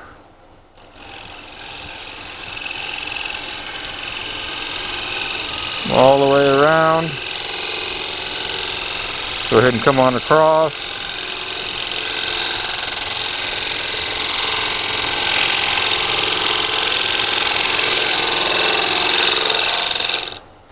And that should have cleaned that up pretty nice. Okay, that cleaned that up really nice. So our transition issue is gone now. That would all sand clean. This will sand up fine. So little tool mark right out there, but this is flexing on the end. So I think we're good there. I think we'll jump inside here and open up this little bowl, make our little miniature bowl. Again, it's hard to believe that this is a piece of wood that has been wrapped up in cellophane for the last 8 months. Okay. And again, if I wanted to, I could still roll this over some more because I've got this latitude of the screw holes here. But I think I'll just leave it where it is. Okay, in we go, inside.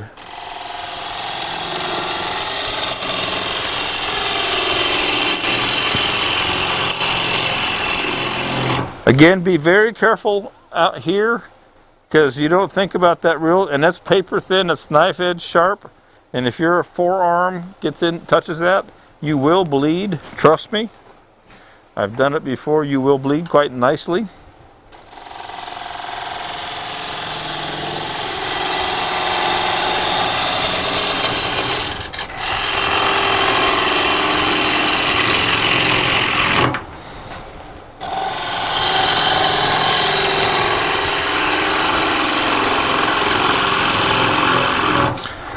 Now, since I'm kind of on a bowl gouge mood today, we can go in underneath this curve, but what I'm going to do that is I'm going to rotate this headstock so that my shoulder doesn't get in the way.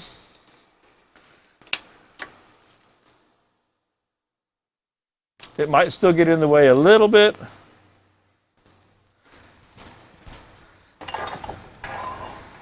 But I'll show you that we can come right in around that corner with this Carter & Son Toolworks 1/2 inch bowl gouge. Come right around the corner. Okay? I just needed my tool to be further over here, and if I pop you in the overhead, you can see the angle of the tool that when we start the cut. Okay? It's way over here across the lathe, so that our bevel makes contact and we get our cut made the way we want to. All right? So I'm going to leave it there for the second, and I'll be watching over here on the opposite side, since I can't really see in here.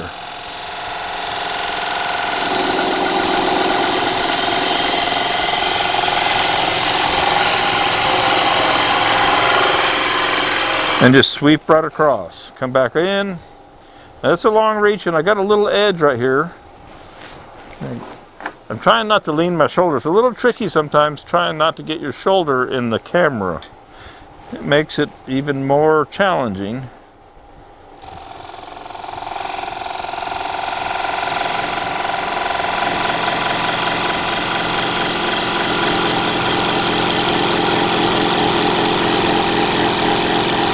A little bit of shoulder in there, sorry.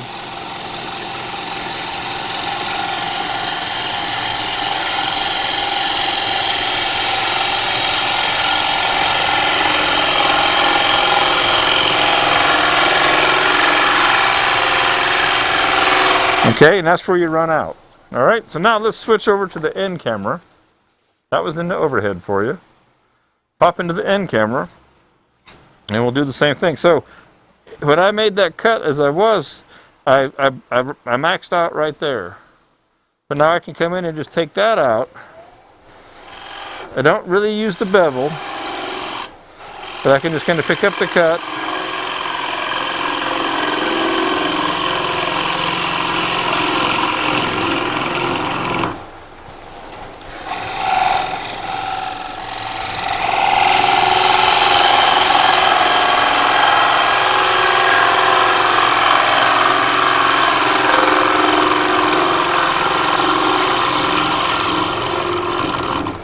And I can feel that this tool might want a little refresh.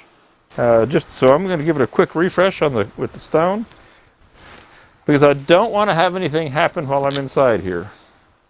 I'm having to put a little bit more pressure on there than I want to, and it looks like there's a bark inclusion down in there, which is going to take the edge off my tool really quick. So we'll just clean that edge up a little bit. There's so many different ways to go about this. You could be over at your grinder every time. This is just a quick little way to put a little bit of a freshener on it without really taking away material.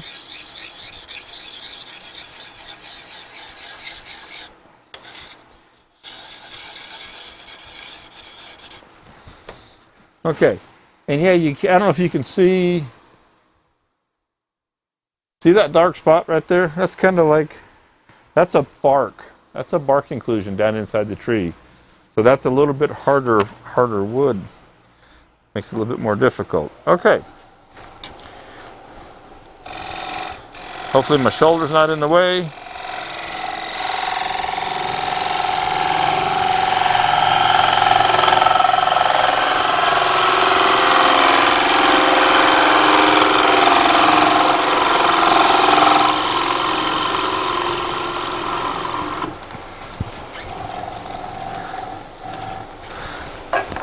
So I don't have a real big piece. I got plenty of material right in the very center, but I have to be careful. So I can take some more out of the top. Take one more up in here. I probably have a shoulder in the picture right now.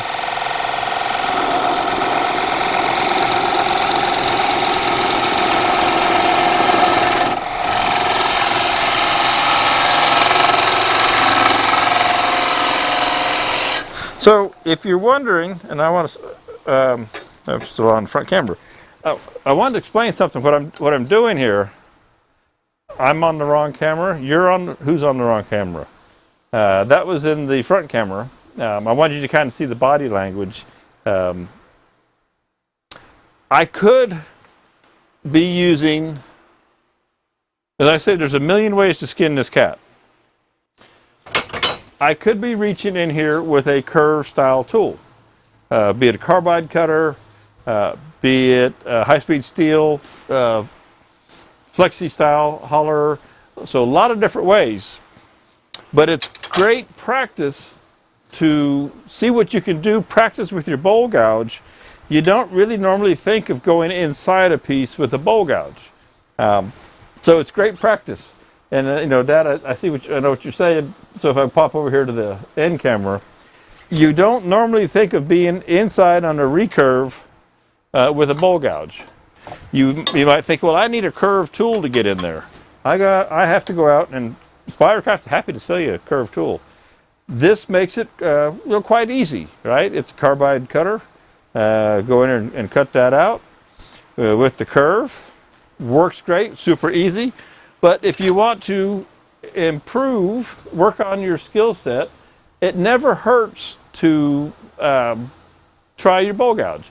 And I amazed myself, and this, not that I did anything special or anything grand, but years ago, I was turning away and I said, I want to see, I was doing something, and I said, I wonder how far in I can get with this bowl gouge before I have to switch over to a hollowing tool. And I was using a bigger tool, and I was amazed that with some practice and a little repetition, how far inside a piece I could get. And so the more you practice that, the better you'll get at it, obviously. And sometimes it's nice enough to change a tool or just to expand your skill set and your tool control to find out what is your limitation right now with the tool, and how do I get better with the tool. Because when I'm in here with this tool, I have to be dialed in pretty good with the feel of how the tool's working. If you're not, you're going to have an explosion. You're going to break the piece. It's going to go crazy. So as you develop that tool control and that feel, it helps you everywhere else on pieces that you do. All right? So every once in a while, step out of that comfort zone, because we get in our comfort zone and we're, hey, this is great, and we'll just do it. It's easy this way. But we don't always expand. So get out of that comfort zone, try something a little bit different. yeah, you may break it. All right, it's a piece of wood. You can get another one, but don't pass up an opportunity when you're in the right mood. If you're having an off day, if nothing's working, don't go there. All right, use whatever is super easy. You know it'll work. I mean, if it's a got to be done today, it's got to go somewhere. Probably not the best idea. A day like today for me, where I'm having fun and just milling about. I haven't done this particular project, and especially with a bowl gouge inside on a recurved bowl form, if you will, in a long time. Great for me to come back and readdress that little skill set. Really helpful.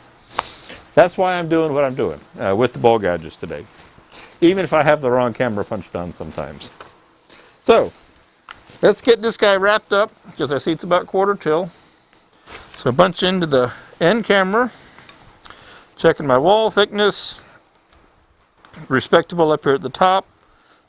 We'll take a little bit out of the middle.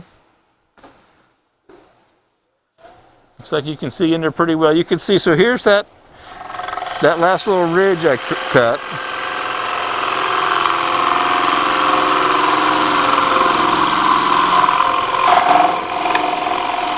You heard the tool shaft hit the edge of the bowl there.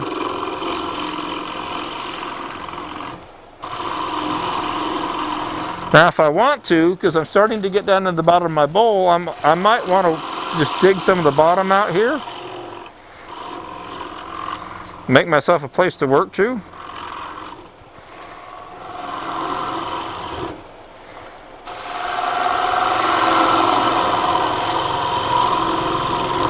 Never forget about those wings out there spinning around.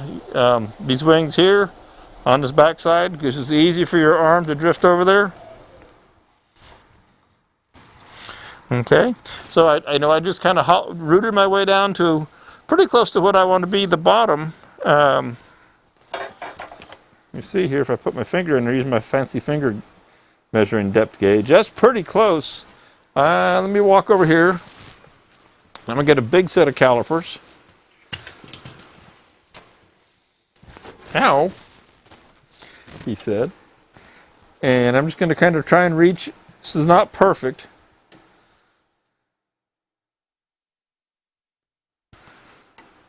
By any means.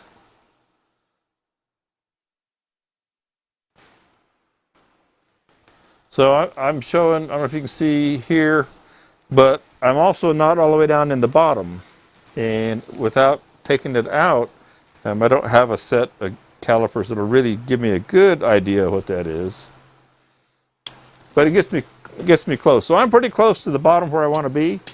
And I don't mind leaving a little extra in the bottom. So I think I'll just blend what we've got here into this, and we'll call that good. Okay, back in here, try and keep myself out of the way.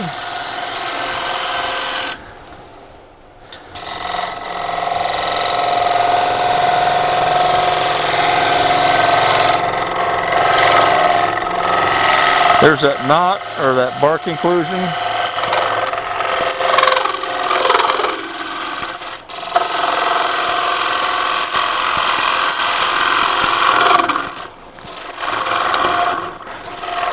So I need to taper this a little bit, because I'm running into the edge of my bowl here. Right, as I'm trying to swing around, I'm running into the edge. It's giving me trouble, so I'm just going to have to pick up this cut right here where you see that. I have to get the compressed air out here in a second.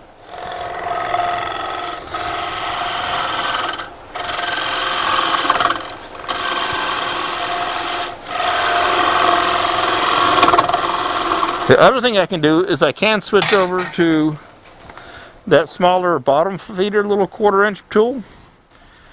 And if I do that, and this is that knot. There's a knot down in here. Where can I get it to show up? There's a knot right, I just need to find a way to show it to you. Right there, right here. This dark wood is a knot of some kind hiding down in there that's giving me a little trouble. What I want to do is I want my tool rest as far inside as I can get it, so that my little 1/4 inch tool isn't hanging over so far. And now I should be able to do a little bit easier to finish cleaning this up.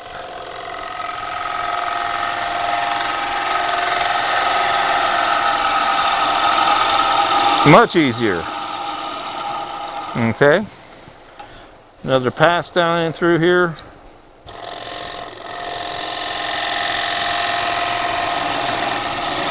There's that bark.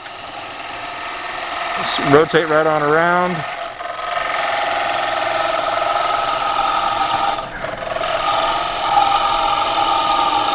I could raise my tool rest up just a fuzz for this, because the tool is smaller. Okay. That's pretty nice wall thickness right in there. And so if we just clean up this bottom,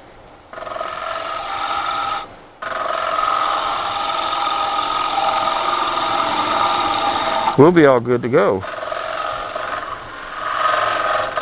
Got a little lip right there.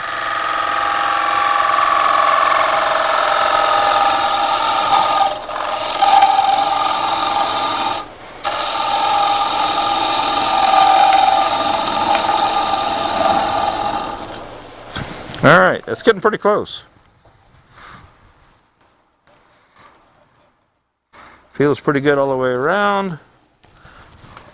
A little bit of tool marks right there in the bottom that I'm fighting. Let's see if we can't make another pass.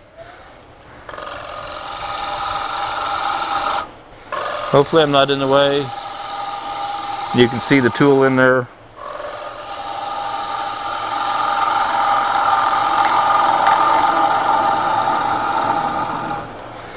Again, a little 1/4 inch bowl gouge with basically a traditional grind on it, and then ground away. The heel ground back, and like a micro bevel. I've got a little bit more, but I'm going to walk over here because I know my front camera is on autofocus, and I want to see if I can. I don't know if it'll focus that close or not.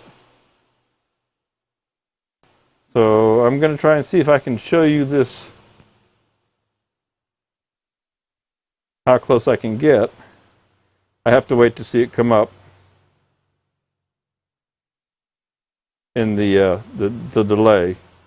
So it's a little out of focus, but I'll rotate it anyway so you can see what I'm talking about. Again, getting some of the key effect on that as well. But maybe you can see that. If I put my hand up against it, maybe you can see that. I'm looking up at another monitor. So you can see it's not swept back by any means. All right, well, so that's the best I got on that. Without zooming the camera in and refocusing. Good, I'm glad you're able to see that, because it's important, that shape. All right. So, just another pass or two. What's my time looking like? 12:51. Okay, just another pass or two in the bottom of this guy to make me happy. And then we're going to call it good. Let her dry and sand her. Clean it up. So let's get in here on the very bottom and finish up last few cuts.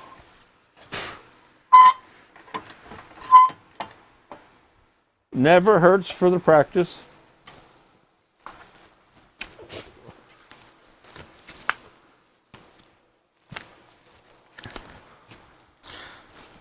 Turn it by hand, make sure everything's all good.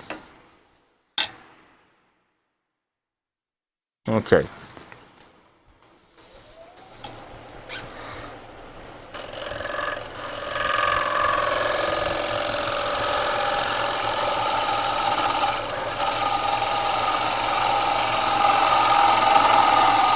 If you can do it with the tool, it's so much easier than sanding to get it cleaned up, especially inside something like that.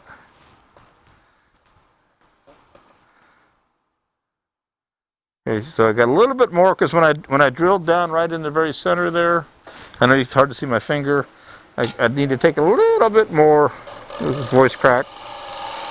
A little bit more right out of here.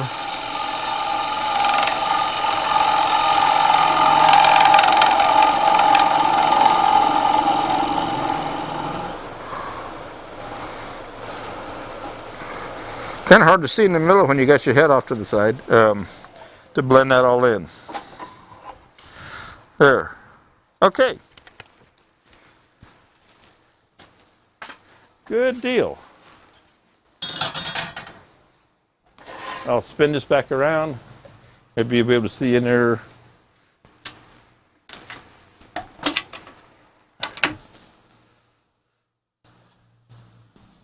And you can see that.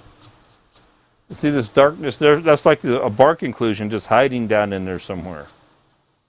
Okay. I'm looking on the monitor there on Facebook.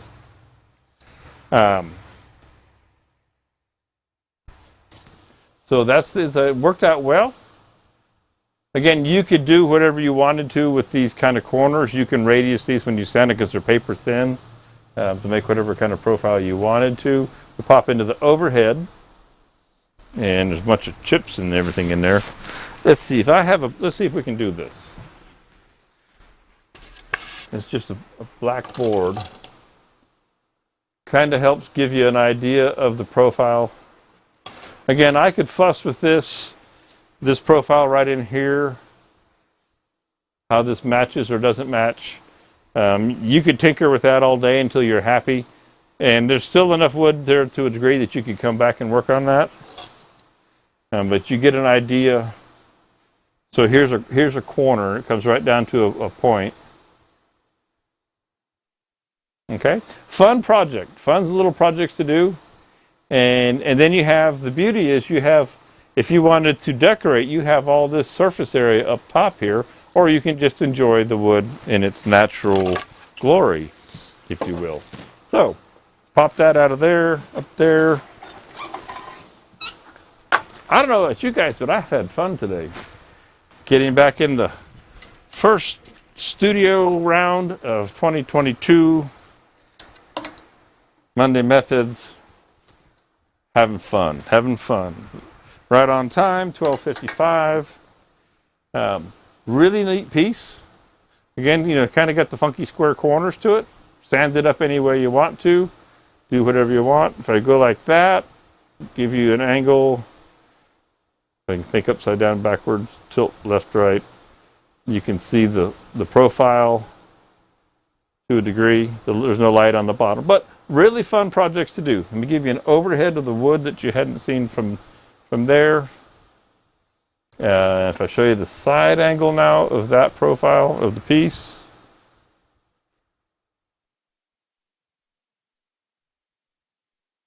Kind of fun. Okay, let's do this one for you. That one gets you a little bit closer. So like I say, you can see how you can play. You could chase this transition all day long until you've got it where you want it. Okay. Dwayne, this is poplar. You guys, Arthur, quite welcome. Michael, thank you. I always have fun. Well, I shouldn't say. There have been times you guys have been out here when I wasn't having any fun, when things weren't working. But today was a great day, a lot of fun. Fun piece. Again, so somebody might tell you that if you left your wood wrapped in cellophane, and I'm not endorsing it, don't get me wrong, but if somebody said, well, you left your wood wrapped in cellophane for 6 weeks or 6 months or whatever, and you've ruined it. Well, not necessarily so. It's not always the case. Okay, ends up not a bad looking piece of wood. Okay, you may what's this? They always say, the disclaimer: results may vary. You may get different results. All right. Thank you, Mr. Scott, Hampton's Wood Turnings. Yep. Thank you, Scott. I had a ball, guys. Thursday night meetings will be back on. I don't think I have to go anywhere Thursday, so jump into the wood and resin turning community, Spiracraft on Facebook, Spiracraft Wood and Resin Turning Community. If you're not a member, ask to be a member. And then on Thursday nights, I come back out here to the studio and shoot the breeze with whoever comes in. It's a it's a video conference. It's a Google Meet, kind of, Zoom, but Google Meet. And one-on-one, any kind of questions, I'm right here at the machine. can show you anything that might be on your mind. I like it to try and follow what we did on Monday, but that's not a hard and fast rule. Anything is the topic is available. So how do I remove the tenon, Frank says. Well, Frank, you could just put it on a set of bowl jaws, and right in here, you could expand your jaws to hold it, just like that, and with the tailstock up. You could put a block of wood. You could have a jam chuck. This one is not quite the right size, but you could make a jam chuck to go in there in a chuck, and a jam chuck, tailstock up, and then you turn the tenon away. Now I'm leaving the tenon on here, Frank, right now so that I can sand this. But then I would put it between centers, the short answer to your question. So let me see if I can show you this. I'll use this like so. See if these will go out. Okay, so I've expanded those jaws, okay, and there's the overhead of it. And that's one method. I would bring the tailstock up to right here, and then I would carve this tenon away. With the tailstock in place, I would take a small tool, 1/4 inch, or a carbide detail tool, and I would carve away this tenon until I had just a little teeny cone. And that cone, and literally a cone, would come down to like a pencil tip, maybe a little bit bigger, depending on the wood. And then I would stop, take it off, and just cut that with a chisel, and your tenon is gone. Super easy. Real easy way to get rid of the tenon. No muss, no fuss. The best way to do it, though, is to have pressure on the bottom. So to have a piece of wood, I mean, you can use it, but if, jaws, or you can use a chuck like this, but you run the risk of, when you expand it, breaking your top. So let's say, assume this piece was a little bit bigger. If that went all the way, goes all the way to the bottom, popping right here, that goes all the way down into the bottom of the piece and touches into the piece. That goes in the chuck. Tailstock comes up. Then the wood is, all the pressure is on the very bottom of the piece. So there's no forces being exhibited or exerted on any piece of the important part. It's just sandwiched between the very top and bottom right there. And then you won't run into any trouble. That's the easiest and fastest way to do it. Doesn't take any time at all. Okay, gang, well, I think it's time to set that there, put it in a paper bag in a minute, and let it dry for a little while. This one won't take too long to dry. I'll let it sit there for a month or something. Of course, it'll be 2 years before I get back to it. It's time to go take a break. As you guys know, I like to go off to my Mexican restaurant for lunch. Thank you again. Join me on Thursday. We'll see you next Monday. Again, welcome to 2022. Let's hope it gets better and has a wonderful things, future, and all that good stuff, and this craziness goes away. I'll see you all next week. And again, thank you for joining Spiracraft, and watch Spiracraft on Facebook and on Instagram for new products that are coming out this week and next week. Lots of new things coming. I'll see y'all. I'm going to put this down here, hit it on the overhead camera as I go into the control room and turn things off. Till Thursday, Michael.